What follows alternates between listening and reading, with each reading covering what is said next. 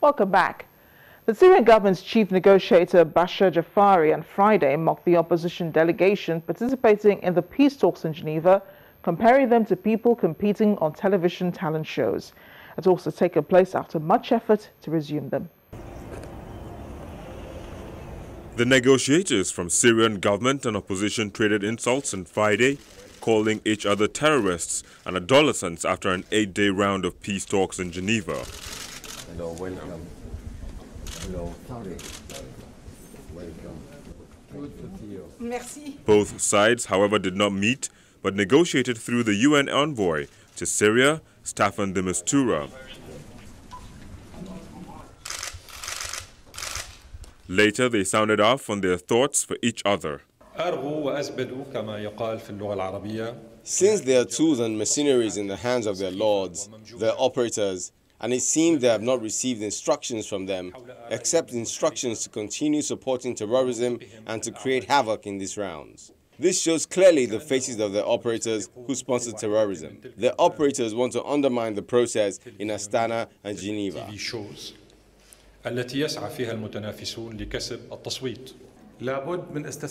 International leverage must be brought here to the tables of negotiations, so we can have constructive and fruitful negotiations between both parties, the High Negotiations Committee and the regime side, to reach the desired outcomes that are long awaited by Syrians inside and outside of Syria.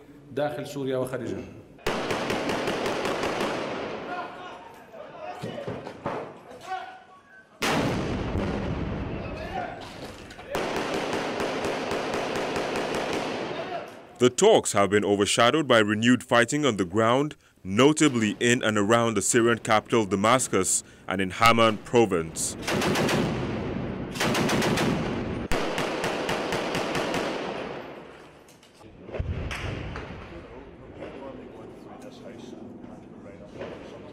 They began last year before being drowned out by the escalating war, were originally backed by the United States and Russia.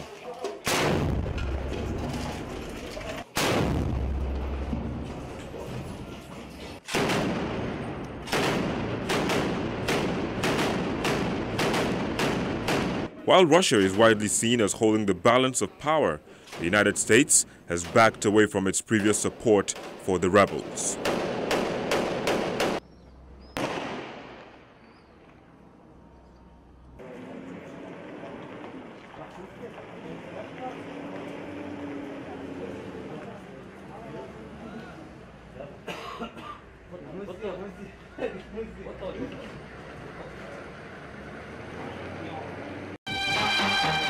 And these are other discussions in diplomatic circles.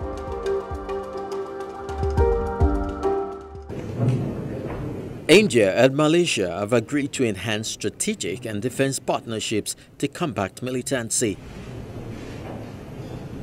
Leaders of both countries made the agreement during talks in New Delhi when Malaysian Prime Minister Najib Razak came visiting.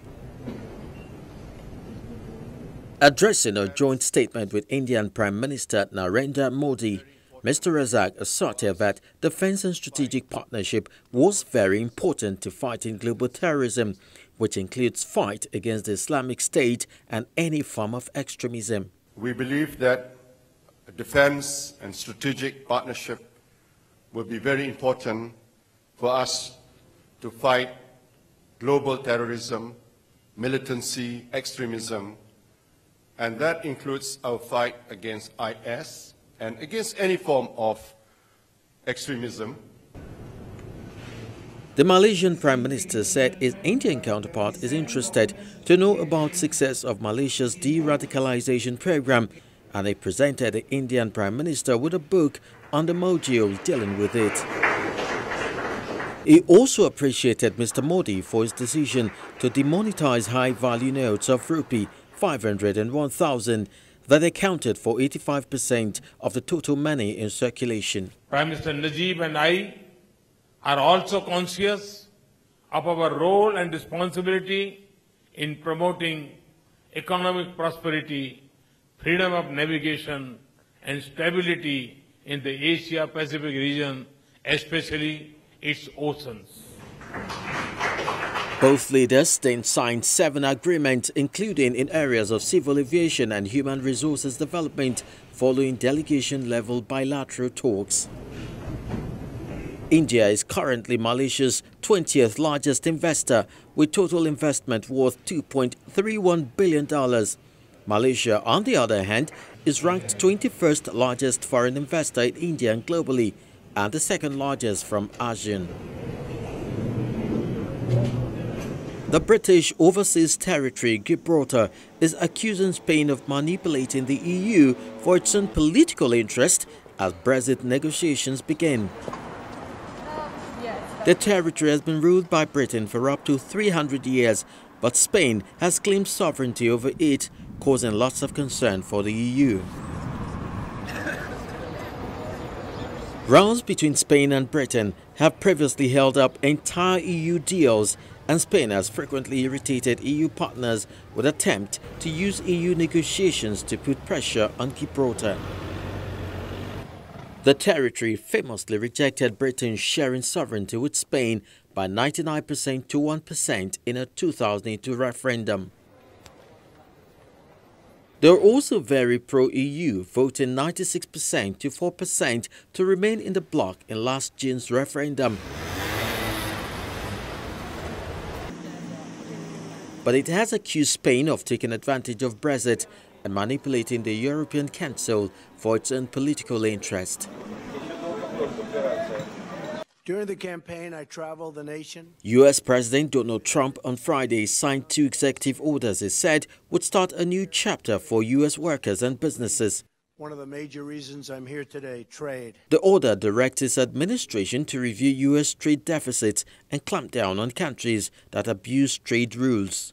First, I'm signing an executive order to ensure that we fully collect all duties imposed on foreign importers that cheat.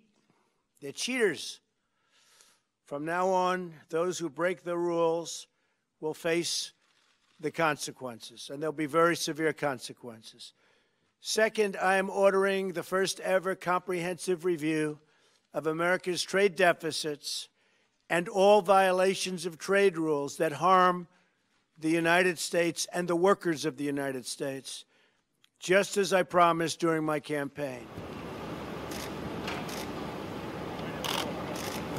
U.S. Defense Secretary James Mattis says the United States is concerned about Russia's presence in Afghanistan and its interactions with Taliban fighters.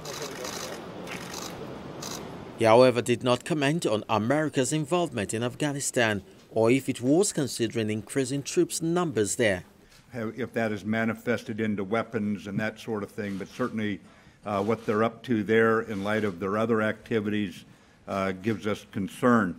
I would just say that we look to engaging with Russia on a political or diplomatic level, but right now Russia is choosing to be a strategic competitor, and we're finding that we can only have very modest expectations at this point of areas that we can cooperate with Russia. And in the memory of all the victims of violence in the DRC. The United Nations Security Council has voted to renew the peacekeeping mission in the Democratic Republic of Congo, but will be lowering the number of troops there by 18% after the United States pushed for a reduction. The 15-member council unanimously renewed the $1.2 billion mission for another year with a troop cap of 16,215 amid UN warnings that violence was spreading across the country ahead of elections scheduled before the end of the year. France has proposed 17,000, while the United States wants 15,000. There are currently 16,215 soldiers on the ground after former U.S. Secretary General Ban Ki-moon reduced the troop level in 2015 and 2016.